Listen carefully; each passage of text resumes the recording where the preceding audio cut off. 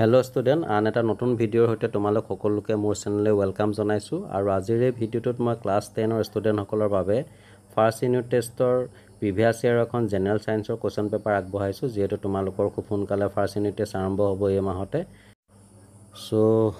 এই ভিডিঅ'টোৰ জৰিয়তে তোমালোকে কিছু পৰিমাণে হলো এটা আইডিয়া পাবা কেনেকুৱা ধৰণৰ কোৱেশ্চন পেপাৰ আহিব বা কোনখিনি সিলেবাছৰ পৰা কোৱেশ্চন পেপাৰ আহিব এক্সামত তো তোমালোকৰ ডিস্ট্ৰিক্টতো যেতিয়া এক্সাম ষ্টাৰ্ট হ'ব তেতিয়া কোৱেশ্চনসমূহ মোৰ WhatsApp নম্বৰ দিবলৈ নাপাহৰিবা মই যিমানখিনি পাৰো সলভ কৰি দিম আৰু লগতে কোনোবা যদি পোন প্ৰথমবাৰৰ বাবে মোৰ চেনেলটো আহিছা চেনেলটো সাবস্ক্ৰাইব কৰি নটিফিকেশনটো অন কৰি ৰাখিবা এনেকুৱা ধৰণৰ ভিডিঅ' মই পাই থাকিবৰ বাবে আৰু ইয়াৰ আগতে মই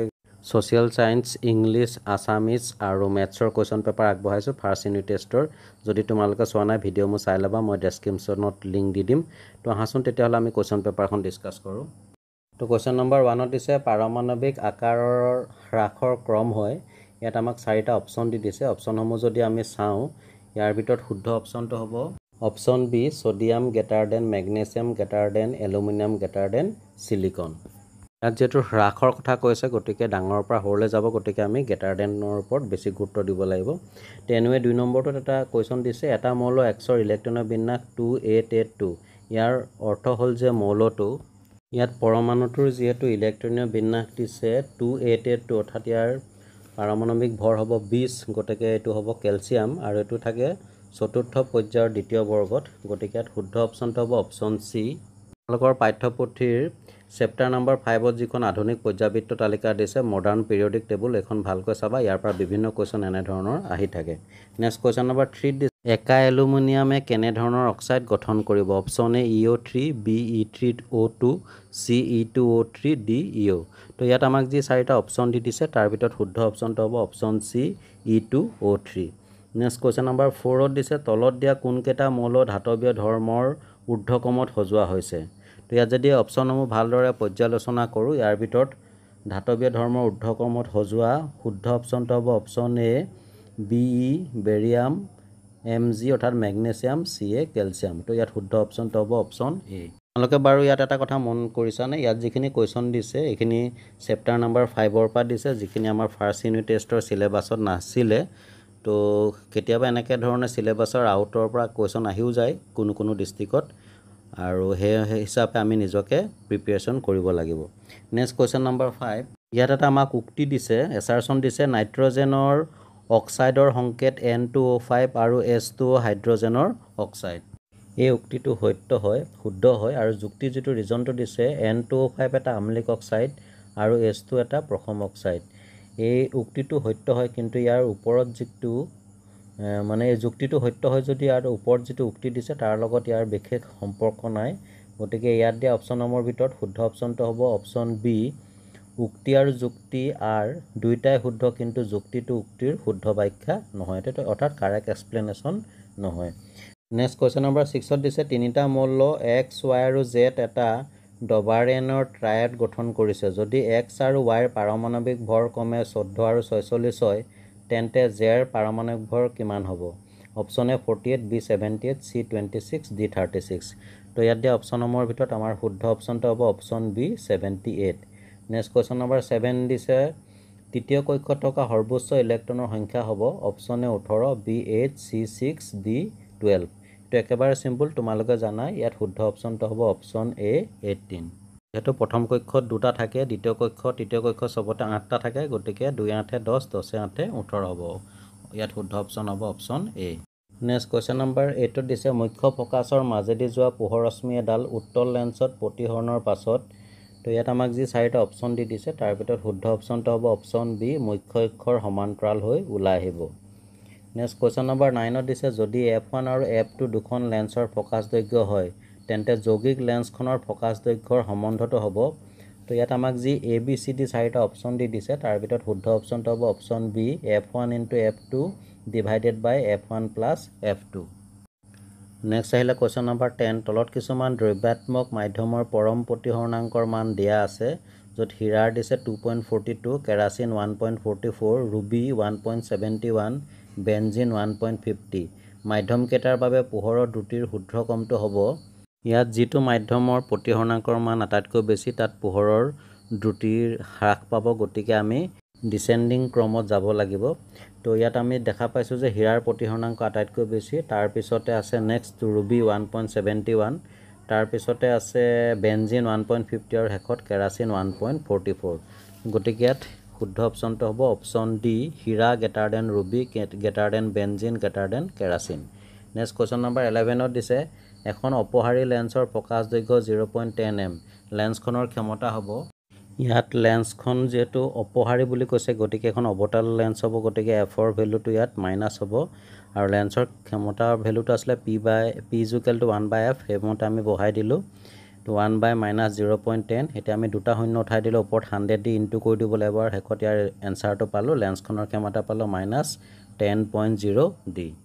গতিকে এই কোৱেশ্চনটোৰ শুদ্ধ অপচনটো হ'ব option C -10.0 D next question number 12ত দিছে পোহৰৰ ৰশ্মি এখন সমতল দাপোনৰ লগত 30% কোণ কৰি আপতিত হয় এই ক্ষেত্ৰত প্ৰতিফলন কোণৰ মান হ'ব অপচন এ 30 ডিগ্ৰী বি 45 ডিগ্ৰী সি 55 ডিগ্ৰী ডি 60 ডিগ্ৰী ইয়াত যেহেতু পোহৰৰ ৰশ্মিয়ে 30% কোণ কৰি আপতিত হৈছে সমতল দাপোনখনৰ লগত গতিকে প্ৰতিফলন কোণৰ মান ইয়াৰ দুগুণ হ'ব গতিকে শুদ্ধ অপচনটো হ'ব option D 60 degree next question number 13 এখন গোলাকাৰ দাপোনৰ ভাঁজ ব্যাসাৰ্ধ যদি 35 সেন্টিমিটাৰ হয় তেন্তে ইয়াৰ ফোকাস দৈৰ্ঘ্য হ'ব আমি জানো যে ফোকাস দৈৰ্ঘ্য সদায় ভাঁজ ব্যাসাৰ্ধৰ আধা আৰু 35 ৰ আধা হ'ব 17.5 গতিকে ইয়াত শুদ্ধ অপচনটো হ'ব option C 17.5 centimetre next question number 14ত দিছে এটা উক্তি দিছে এছাৰচনটো দিছে গাড়ীৰ পিছলে চোৱা দাপোন হিচাপে উত্তল দাপোন ব্যৱহাৰ কৰা হয় এটো সত্য আমি পাইছো আৰু যুক্তি আৰু ৰিজনটো দিছে উত্তল দাপোনৰ দৃষ্টিক্ষেত্ৰ সমতল দাপোনৰ তুলনাত বহল এটো হয় আৰু ই উক্তিৰ শুদ্ধ ব্যাখ্যা আগবঢ়াইছে গতিকে ইয়াত শুদ্ধ অপচনটো হ'ব অপচন এ উক্তি এ আৰু যুক্তি আৰ দুইটাই শুদ্ধ আৰু যুক্তি হৈছে উক্তিৰ শুদ্ধ ব্যাখ্যা নেক্সট কোৱেশ্চন নম্বৰ 15ত দিছে এখন অবতল দাপোনৰ সন্মুখত চিত্ৰত দেখুওৱা স্থানত লক্ষ্য বস্তু এটা ৰখা হ'ল গঠন হোৱা প্ৰতিবিম্বটো এই ক্ষেত্ৰত আমি তো ইয়াত যদি আমি চিত্ৰটো ভালদৰে চাওঁ তেতিয়ালে লক্ষ্য বস্তু আছে ফোকাস আৰু পিৰ মাজত অৰ্থাৎ মেৰু আৰু এফৰ মাজত আছে এতিয়া আমি এই টেবুলখন যদি চাওঁ এটা অবতল দাপোনৰ ক্ষেত্ৰত এতিয়া এটো পি আৰু এফৰ মাজত যদি থাকে তেতিয়া হলে লক্ষ্য বস্তুৰ প্ৰকৃতি কেনেকুৱা হ'ব এটো বিবৰ্ধিত অখত আৰু থিয় বিবৰ্ধিত অখত আৰু থিয় তো এই টেবুলখন এনেধৰণে চাবা আৰু ইয়াৰ লগতে উত্তল দাপোনৰ বাবেও আছে অবতল লেন্সৰ বাবেও আছে উত্তল লেন্সৰ বাবেও আছে এই প্ৰতিটো খন দাপোনৰ লেন্সৰ বাবে এখন টেবুল দিছে যথেষ্ট ইম্পৰ্টেন্ট হয় তোমালোকে এখিনি চাবা গতিকে আমি পালো যে প্ৰতিবিম্বটো বিবৰ্ধিত অখত আৰু থিয় হ'ব গতিকে ইয়াত শুদ্ধ অপচনটো হ'ব option C next question number 16 দাপোন এখনৰ পৰা যিমান দূৰত থিয় নোহোৱা লাগে প্ৰতিবিম্বটো সদায় থিয় হয় দাপোনখন কেনেকুৱা হ'ব পাৰে প্ৰতিবিম্ব সদায় থিয় হ'বলৈ হলে দাপোনখন হ'ব লাগিব অপচন ডি হয় সমতল নতুবা উত্তল তাইলে কোৱেশ্চন নম্বৰ 17 তলত দিয়া কোনটো বিক্ৰিয়া হালুক সংশ্লেষণ প্ৰক্ৰিয়াত সংঘটিত হয় তো ইয়াত যদি আমি অপচনসমূহ ভালদৰে চাওঁ শুদ্ধ অপচনটো হ'ব অপচন এ কাৰ্বন ডাই অক্সাইডৰ বিজাৰণ আৰু এছটোৰ জাৰণ ইয়াৰ পিছত আহিলে কোৱেশ্চন নম্বৰ 18 অবাচ্যখনৰ বাবে শুদ্ধ ক্ৰমটো হৈছে ইয়াত আমাক বিকল্প যি চাৰিটা উত্তৰ দিছে তাক যদি আমি ভালদৰে পৰ্যালোচনা কৰো শুদ্ধ অপচনটো হ'ব option D glucose pyruvate ethanol plus CO2 plus শক্তি কোৱেশ্চন নম্বৰ 19ত এটা উক্তি দিছে এছাৰচন দিছে জাইলেমে মাটিৰ পৰা পানী খনিজ লৱণ পাতলে পৰিবহন কৰে এটো সত্য হয় আৰু ইয়াৰ যেটো যুক্তি অৰ্থাৎ ৰিজনটো দিছে পানীৰ ঊৰ্ধ্বমুখী গতি বাষ্পীমোচন প্ৰক্ৰিয়াৰ কাৰণে হয় এটো সত্য হয় ইয়াৰ ই উক্তিৰ শুদ্ধ ব্যাখ্যা আগবঢ়াইছে গতিকে শুদ্ধ অপচনটো হ'ব অপচন এ উক্তি এ আৰু যুক্তি আৰ দুইটাই শুদ্ধ আৰু যুক্তি হৈছে উক্তিৰ শুদ্ধ ব্যাখ্যা নেক্সট কোৱেশ্চন নম্বৰ 20 এটা উক্তি দিছে মানুহৰ ৰক্ত পৰিবহনক দৈত্য পৰিবহন বুলি কোৱা হয় এটো সত্য হয় আৰু যুক্তি দিছে যে ৰিজনটো দিছে মানুহৰ হৃদযন্ত্ৰত O2 যুক্ত আৰু কাৰ্বন ডাই অক্সাইড তেজ পৃথকে ৰখা নহয় এটো কিন্তু অসত্য হয় তো ইয়াত আমাক যি চাৰিটা অপচন দিছে তাৰ ভিতৰত শুদ্ধ অপচনটো হ'ব অপচন সি উক্তিয়ে শুদ্ধ কিন্তু যুক্তি আৰ অশুদ্ধ নেক্সট কোৱেশ্চন নম্বৰ 21ত দিছে তলৰ কোন কেটা উক্তি পিত্তৰসৰ বাবে শুদ্ধ 1 নম্বৰটো দিছে অগ্নাশয়ৰ পৰা পিত্তৰস নিঃসৰণ হয় এটো অশুদ্ধ আৰু 2 নম্বৰটো দিছে পিত্তৰস পিত্তস্থলীত জমা হয় এটো শুদ্ধ 3 নম্বৰ দিছে পিত্তৰসত থকা পিত্ত লৱণে চৰ্বিৰ অণুক সৰলীকৃত কৰাত সহায় কৰে এটো শুদ্ধ হয় আৰু 4 নম্বৰ দিছে ক্ষুদ্ৰান্তৰ দ্বাৰা নিহৰণ হয় এটো অশুদ্ধ তো ইয়াত আমাক দিয়া অপচনসমূহৰ ভিতৰত শুদ্ধ অপচনটো হ'ল অপচন সি 2 আৰু 3 অৰ্থাৎ এইকেইটা উক্তি শুদ্ধ নেক্সট কোৱেশ্চন নম্বৰ 22 ক অংকৰ লগত খ অংক মিলাই শুদ্ধ উত্তৰটো বাছি লোৱা ক অংক আৰু খ অংক ক অংকৰ 1 নম্বৰটো দিছে বৃক্কৰ গঠনমূলক আৰু কাৰ্যকৰী একক এটো হ'ব নেফ্ৰন মূত্ৰ জমা হয় এটো আছে মূত্ৰথলি মূত্ৰ নিষ্কাশন কৰা প্ৰৱণতা এটো আছে স্নায়ুৰ দ্বাৰা নিয়ন্ত্ৰিত আৰু 4 নম্বৰ দিছে বৰ্জিত পদাৰ্থ থাকে নাইট্ৰজেনৰ উপজাত পদাৰ্থ গতিকে শুদ্ধ অপচনটো হ'ব option B 1D 2C 3B 4A next question number 23 ডেছে পাকস্থলীৰ বেৰক HCl অৰ্থাৎ হাইড্ৰক্লৰিক এচিডৰ পৰা সুৰক্ষা কৰে তাক খালি জায়গাত বহুৱাবলৈ আমাক বিকল্প উত্তৰসমূহ দিছে অপচন এ পেপচিন বি ট্ৰিপচিন সি লালটি এমাইলেজ ডি শ্লেষ্মা ইয়াত শুদ্ধ অপচনটো হ'ব অপচন ডি শ্লেষ্মা কোৱেশ্চন নম্বৰ 24ত উদ্ভিদৰ পাতৰ যিটো পত্ৰৰন্ধ্ৰৰ ছিদ্ৰৰ খোলা অৱস্থাৰ এটা চিত্ৰ দিছে আৰু ইয়াত আমাক জি এ বি চি দিছে এ বি চিয়ে কোনকেইটা অংশক নিৰ্দেশনা প্ৰদান কৰিছে বা বুজাইছে তাক আমাক সুধিছে তো এ বি চিৰ শুদ্ধ ক্ৰমটো হ'ব ইয়াত এ মানে হৈছে ৰক্ষীকোষ আৰু বি মানে হৈছে ক্লৰোপ্লাষ্ট আৰু সি মানে হৈছে পত্ৰৰন্ধ্ৰ গতিকে শুদ্ধ অপচনটো হ'ব option C question number 25 last MCQ এক্সৰ পাচন প্ৰক্ৰিয়া y নামৰ উৎসেচকৰ সহায়ত মুখ্য গহ্বৰৰ পৰা আৰম্ভ হয় আৰু সম্পূৰ্ণকৈ ক্ষুদ্ৰান্তত পাচিত হয় x আৰু y হৈছে ক্ৰমে তো ইয়াত আমাক যি চাৰিটা অপচন দি দিছে তাৰ ভিতৰত শুদ্ধ অপচনটো হ'ব লাগে মোৰ বোধৰে অপচন সি কাৰ্বহাইড্ৰেট আৰু লালটি এমাইলেজ তো ডিয়াৰ ষ্টুডেণ্ট ইমানতে MCQ খিনি শেষ হৈছে গ্ৰুপ এ টো শেষ হৈছে ইয়াৰ পিছত গ্ৰুপ বিত আমাক 2 মাৰ্ক আৰু 3 মাৰ্কৰ কিছুমান কোৱেশ্চন দিছে তাৰ প্ৰথম কোৱেশ্চনটো দিছে কোৱেশ্চন নম্বৰ 26 পৰ্যাবৃত্ত তালিকাত অক্সিজেন আৰু সালফাৰক কিয় একেটা বৰ্গতে স্থান দিয়া হৈছে আমি যদি আধুনিক পৰ্যাবৃত্ত তালিকাখন চাওঁ ইয়াত অক্সিজেনৰ পাৰমাণৱিক ভৰ হৈছে 8 গতিকে ইলেক্ট্ৰনৰ বিন্যাস হ'ব 2 6 আৰু সালফাৰৰ পাৰমাণৱিক ভৰ হৈছে 16 গতিকে ইলেক্ট্ৰনৰ বিন্যাস হ'ব 2 8 6 দেখা পাইছো যে প্ৰত্যেকৰে বহিখোলত 6টাকৈ ইলেক্ট্ৰন আছে অৰ্থাৎ অক্সিজেন আৰু সালফাৰৰ ইলেক্ট্ৰনৰ বিন্যাস একে আৰু হেতু কাৰণতে অক্সিজেন আৰু সালফাৰক একেটা বৰ্গত স্থান দিয়া হৈছে পৰ্যাবৃত্ত তালিকাত তো এখিনিকে লিখিলে হ'ল তো ডিয়াৰ ষ্টুডেণ্ট বাকি কোৱেশ্চনখিনি তোমালোকলৈ আগবঢ়ালো ইয়াত মই আৰু 2-4টা কোৱেশ্চন ডিসকাস কৰিম যিখিনি তোমালোকৰ ফাৰ্ষ্ট ইউনিট টেষ্টৰ বা ইম্পৰ্টেন্ট অৰ্থাৎ সিলেবাছৰ ভিতৰত আছে